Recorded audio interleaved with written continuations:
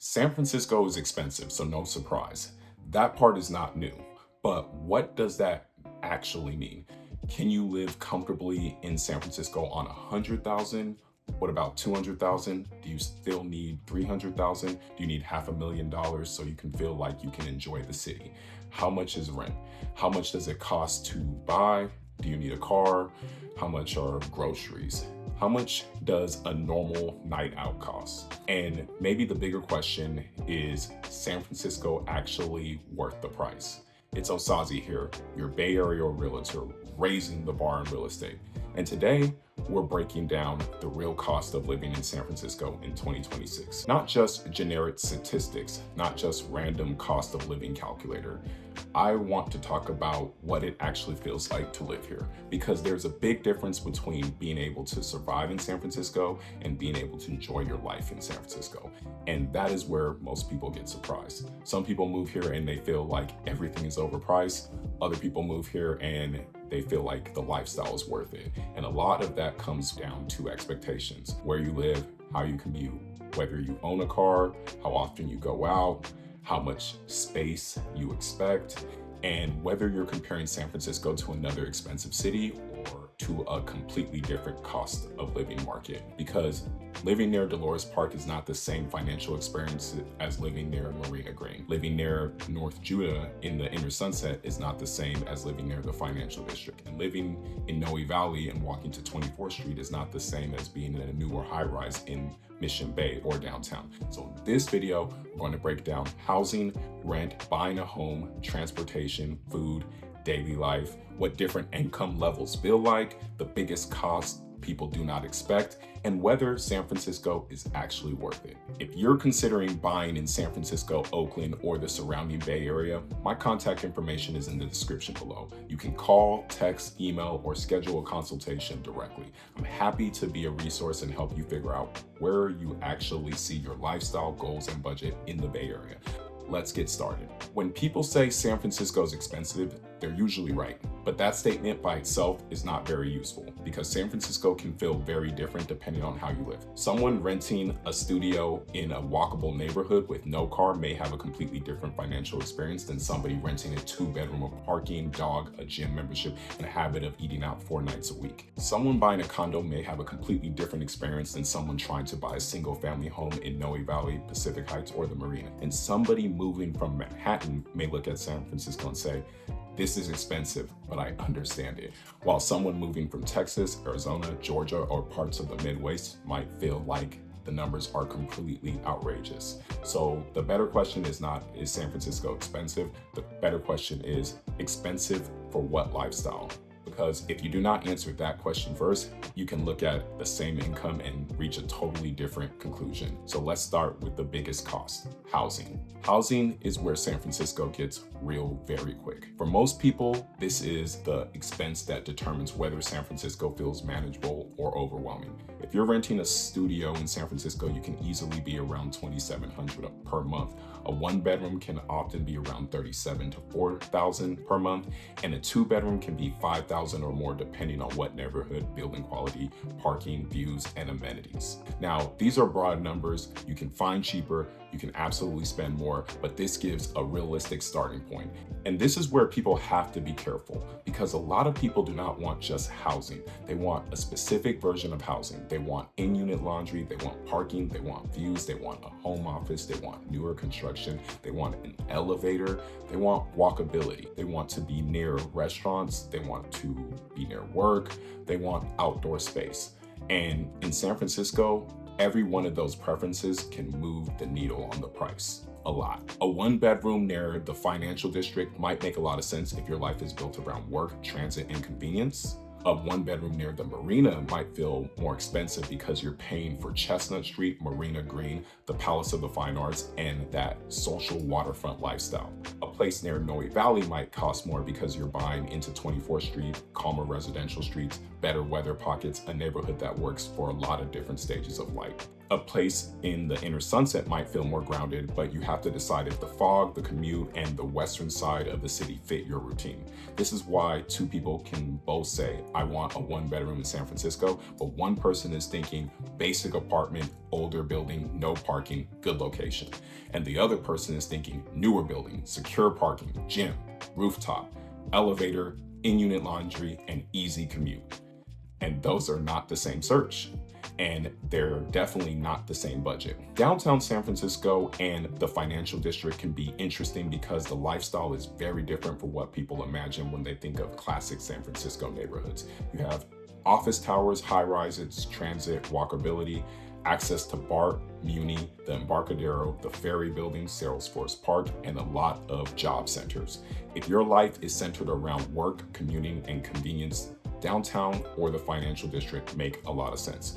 You can grab lunch near the Ferry Building, walk to the Embarcadero, get to BART quickly, or meet up with somebody after work without having to cross the city. But this is not where I would send someone who says, I want neighborhood charm, I want tree-lined streets, I want a village feel, I want a neighborhood where I can build a slower routine.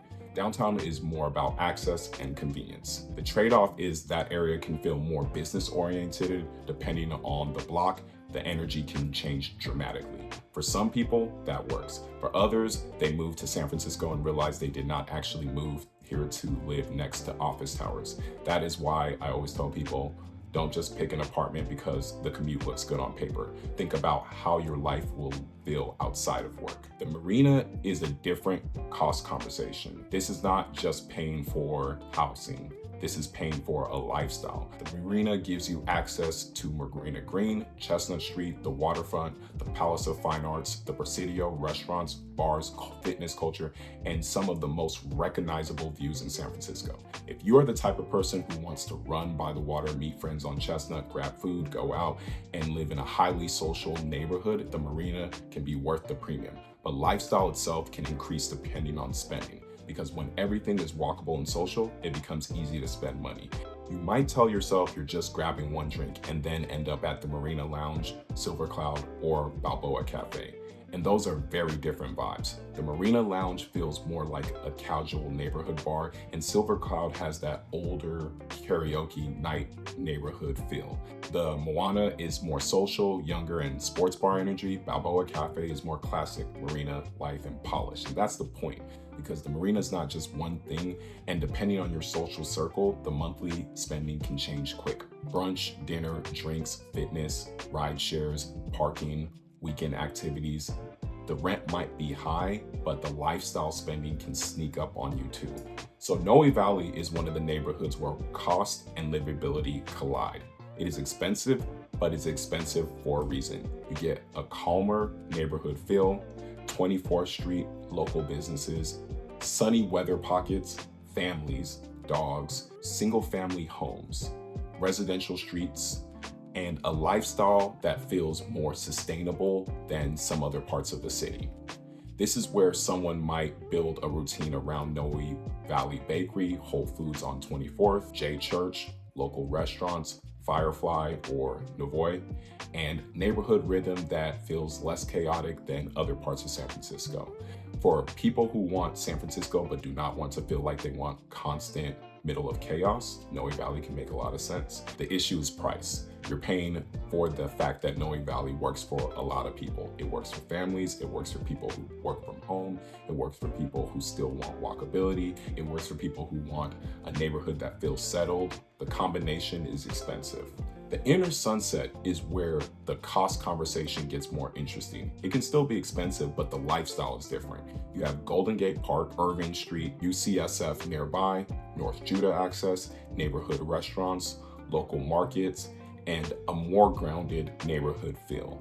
This is not the same type of lifestyle as the Marina or Pacific Heights. The inner sunset is more about daily livability. You might be near Golden Gate Park, walk Irvine Street, grab food at Santung, Stop at Erzmendi and use Andronikos or smaller neighborhood market, and take North Judah when transit makes sense. This neighborhood is where the value is not always about prestige. It's about access to the park, transit, food, and a more relaxed version of San Francisco. If you love Golden Gate Park, if you like being near nature, if you want a real neighborhood corridor, and if you do not need to be in the flashiest part of San Francisco, the Inner Sunset can make a lot of sense. The trade-off is weather and commute. The western side of San Francisco can be foggier, and depending on where you work, the commute might not be as simple as other neighborhoods. So again, it comes back to lifestyle. The cheaper neighborhood is not always the better neighborhood. The more expensive neighborhood is not always the wrong choice. The right neighborhood is the one that fits your life. Mission District. The Mission is another neighborhood where the cost is tied to lifestyle. You have Dolores Park, Valencia Street, restaurants, bars, murals, culture, street life, Mission Dolores, and some of the best food in San Francisco. This is one of the neighborhoods where you can really feel the city, but you also have to be comfortable with the city. The Mission can vary a lot block by block. Your routine might include Buy Right near Dolores, Tartine, El Farolito, La Taqueria, Foreign Cinema, Zydus, Trick Dog, and El Teco, or just spending an afternoon at Dolores Park when the weather is good.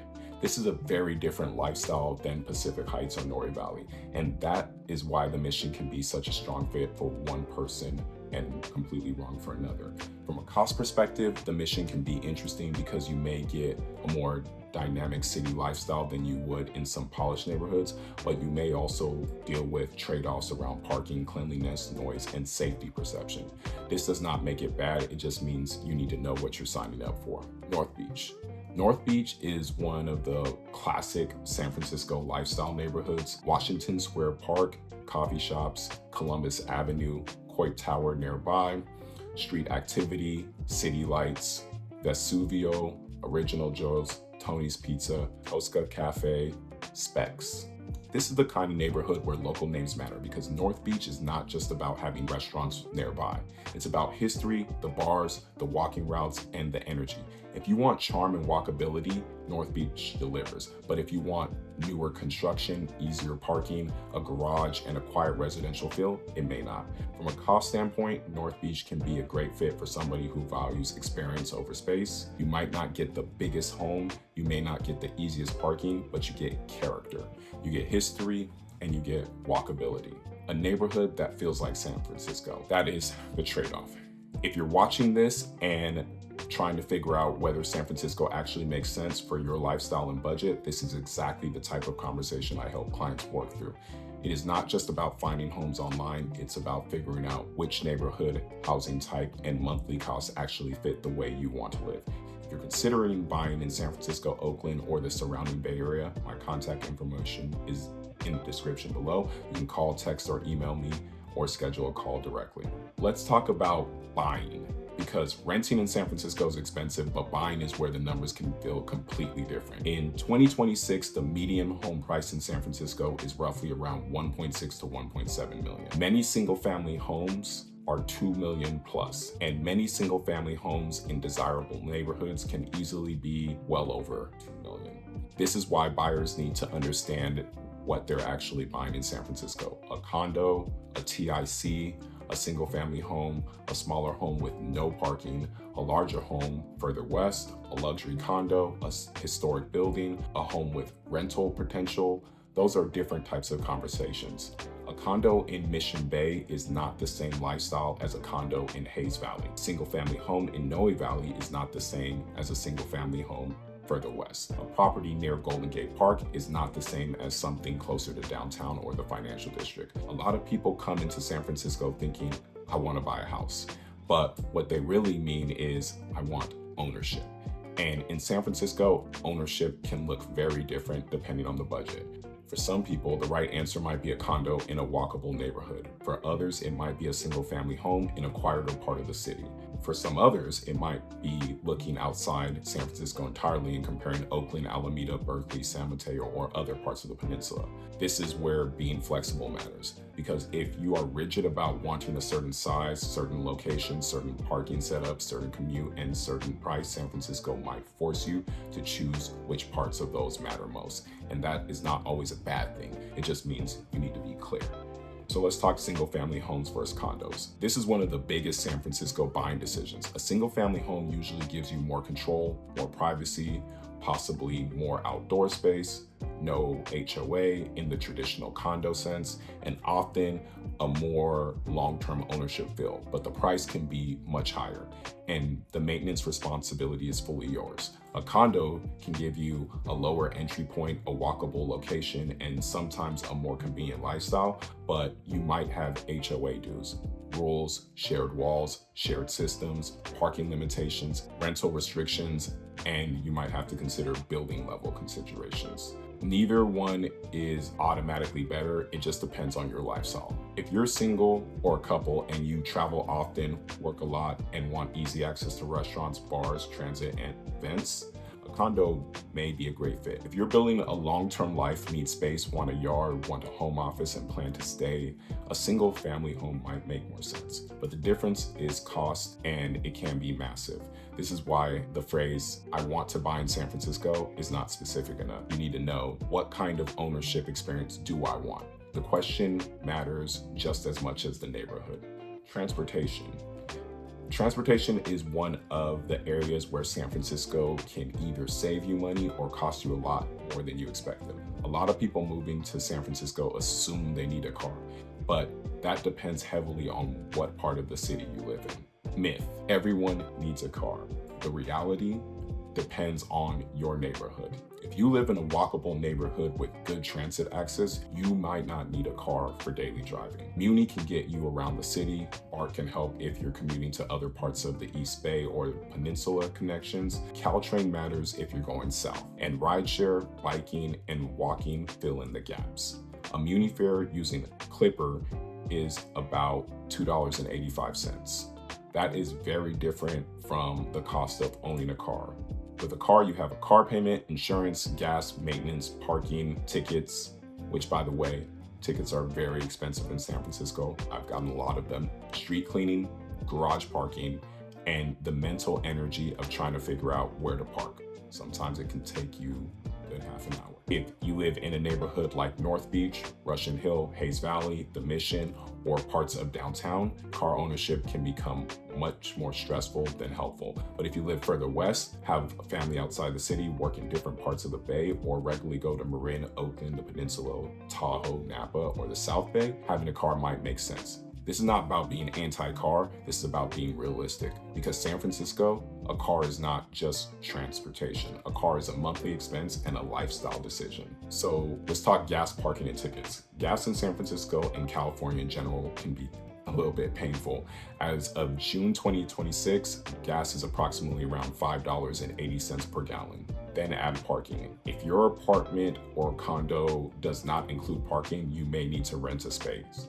That can add hundreds of dollars per month depending on your neighborhood billing. If you rely on street parking, you can save money, but you pay in time and stress. And then there's tickets, street cleaning, meters, residential permit zones, tow-away times, very confusing signs. If you're new to San Francisco, parking signs alone can feel like the new test to get you acclimated to the city. And this is where neighborhoods really matter. Parking in North Beach, Russian Hill, Hayes Valley, or the Mission can feel very different from parking in parts of Sunset, Richmond, or residential pockets. So when people ask, can I afford San Francisco? I think the car question matters because two people with the same rent can have completely different monthly costs if only one of them owns a car and the other does not. If you're getting value from this video, hit the like button and subscribe. I post new videos every week about living in San Francisco, Oakland, and the surrounding Bay Area. And if you're trying to understand the real cost of living here, make sure you stay to the end because the income breakdown is where this really starts to make sense. Okay, let's talk about another part that people underestimate, daily life. Because even if you can afford rent, even if you can afford the mortgage, and even if you can figure out transportation, you still have to figure out how to live your life. Groceries, bars, restaurants, gyms, entertainment, date nights, weekend plans, and San Francisco makes it easy to spend money. A normal grocery run can feel expensive depending on where you shop and how you eat.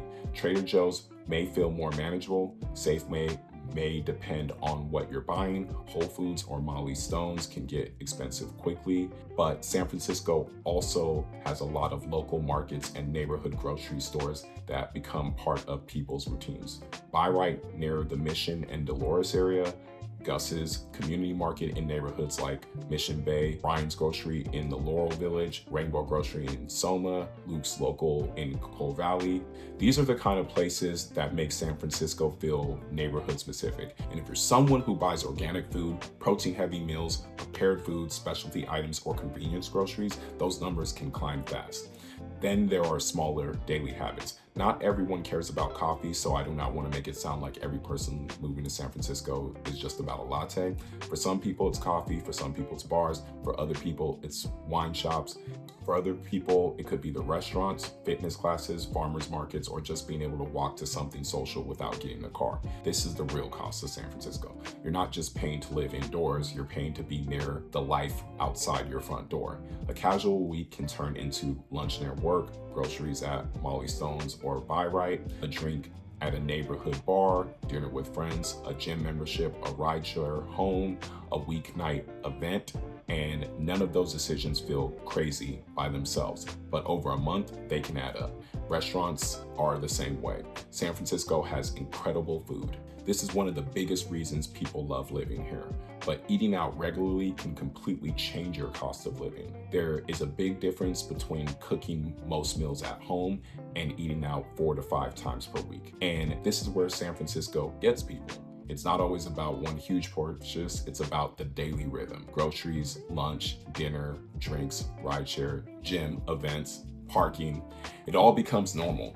And once expensive behaviors feel normal, your income can disappear faster than you expected. So it can feel expensive if the fitness and wellness are important to you as well.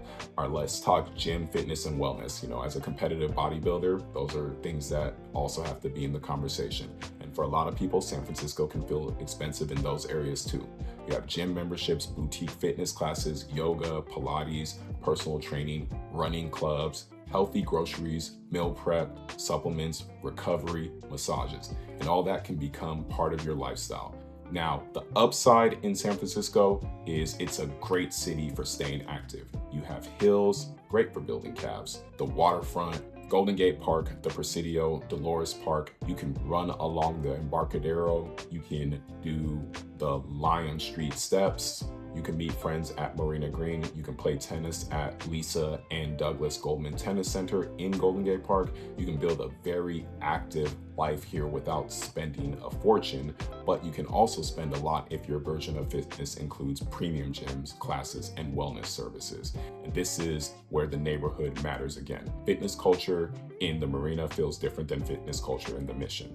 Mission and Dolores may feel more like parks, social sports, and city energy. This is another example of why income alone does not tell your whole story. 2 people can both make $200,000.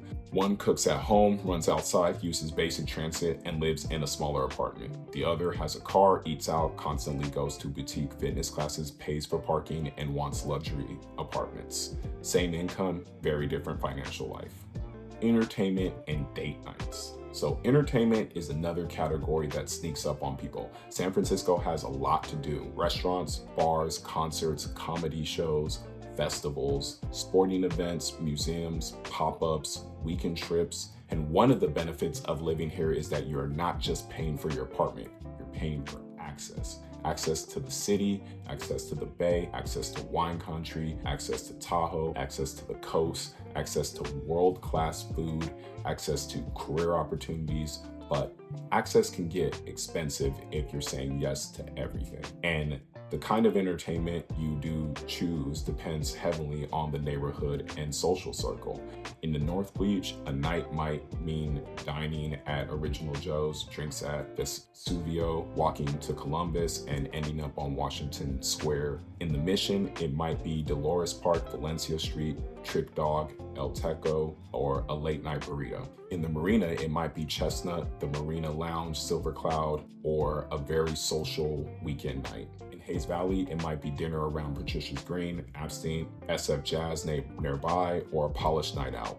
These are different lifestyles and they all have different costs. This is where San Francisco becomes dangerous for ambitious people, because if you are around people who are doing well financially, it can normalize spending. A casual dinner might not feel casual once the bill comes. A weekend trip might not feel like a big deal until you look at the total. And if you're dating in San Francisco, going out can add up very quickly. So when people ask, how much do I need to live comfortably in San Francisco? My answer is, it depends on how often you leave the house and what happens when you actually do. Because the city gives you a lot of ways to enjoy life, but it also gives you a lot of ways to spend money. What different incomes feel like? So let's talk about income, because this is the part most people really want to understand. What does San Francisco feel like at different levels? So let's start with $100,000. Possible. Trade-offs required. At $100,000, living in San Francisco is definitely possible, but comfort depends heavily on your housing situation. If you have roommates, a rent-controlled apartment, a small studio, no car, and you're intentional with your spending, you can make it work. But if you're trying to live alone in a nice one bedroom, eat out regularly, own a car, travel, save aggressively, and still feel relaxed, that might be difficult. At $100,000, San Francisco can feel like a city where you are constantly choosing housing or savings, eating out or travel, car or more flexibility, neighborhood or space. This income can work, but the margin for error is smaller. At $200,000, San Francisco starts to feel very different. $200,000 is comfortable. You can enjoy the city. At $200,000, you can usually enjoy more of the activities. You may be able to rent a nicer one bedroom. You can go out, you can save, you can travel, you can have a more flexible lifestyle, but you still need to be aware of your choices, because $200,000 in San Francisco does not feel the same as $200,000 in a lower cost market. This is where a lot of people get surprised. They think, I make $200,000, I should feel rich. But in San Francisco, $200,000 may feel comfortable, not rich. And there's a big difference. Comfortable means you can live your life. Rich means you can stop thinking about trade-offs. Most people at $200,000 still need to think about trade-offs. They just have better options. At $300,000, that conversation changes again. $300K is flexible, ownership becomes realistic. At $300,000, you have more flexibility to options in terms of rent, so you can rent well, you can enjoy the city, you can save more meaningfully. And depending on your debt, down payment, household structure, and goals, ownership may start to becoming more realistic. This is often where people start seriously comparing. Do I rent in San Francisco? Do I buy a condo? Do I buy outside the city? Do I stretch for a single family home? Do I prioritize lifestyle now over long-term ownership? At $300,000, the problem usually is not whether you can live in San Francisco. The problem is deciding what kind of financial life you want, because you can still overextend yourself, especially if you try to combine high rent, car ownership, dining out, travel, and aggressive savings with a future home purchase. San Francisco will take whatever budget you give to it if you're not intentional. At $500,000 and above, San Francisco becomes more choice-driven.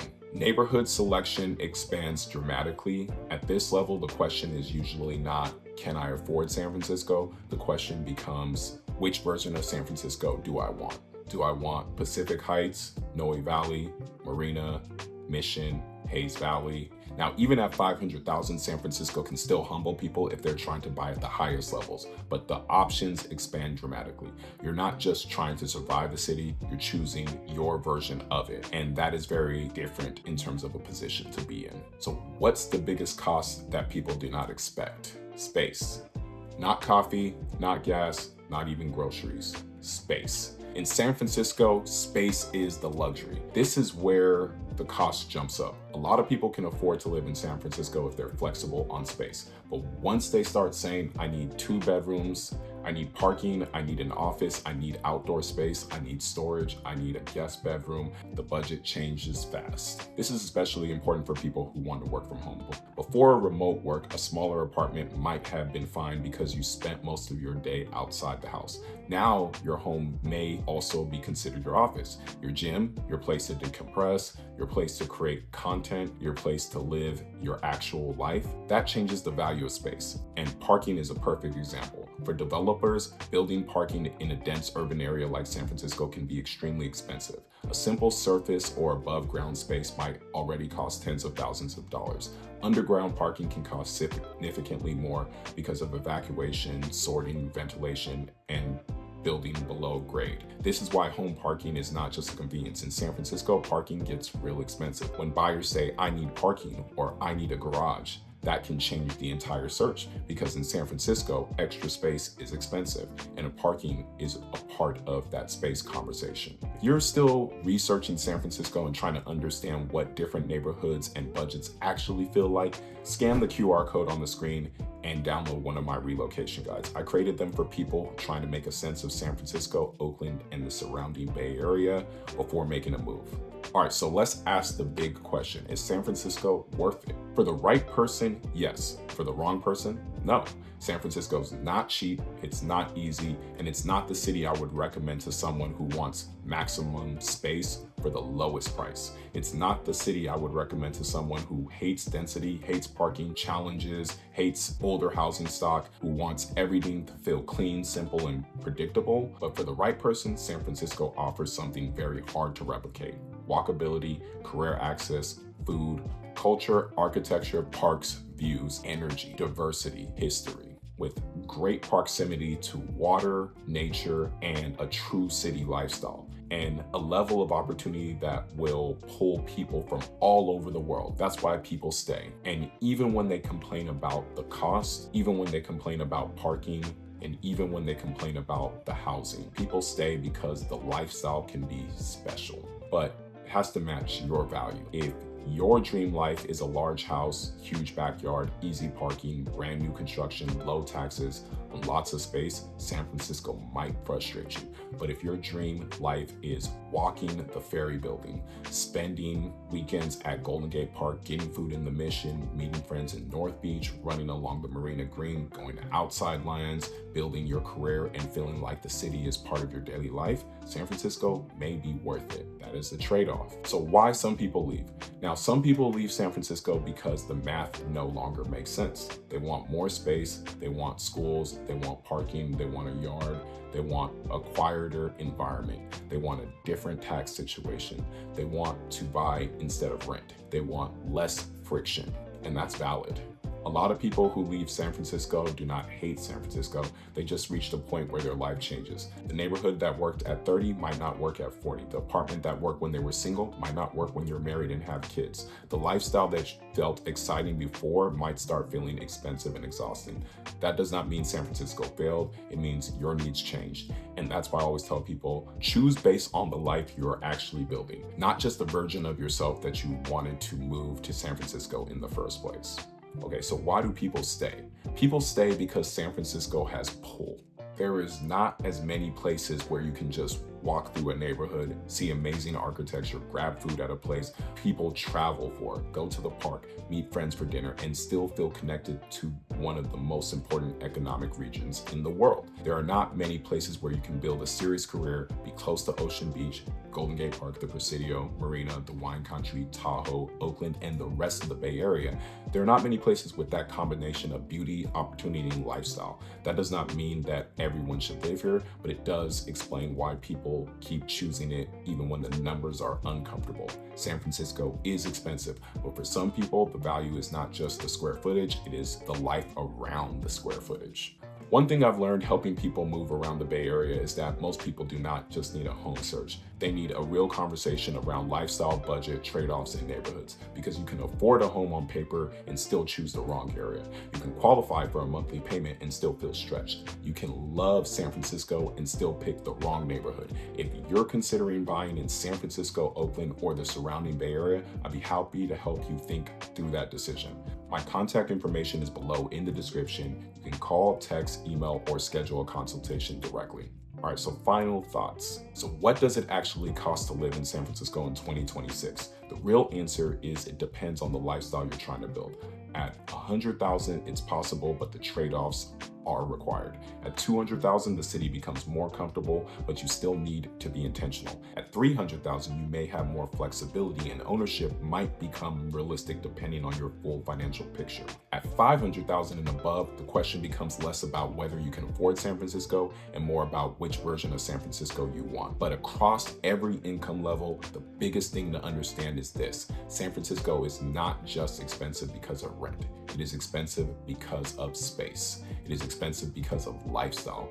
And it is expensive because convenience costs money. Also, it is expensive because the city offers a lot of what people still want. The key is making sure what you are paying for actually matches what you valued. If this video helped, hit the like button and subscribe. And let me know in the comments, what costs surprised you the most about living in San Francisco?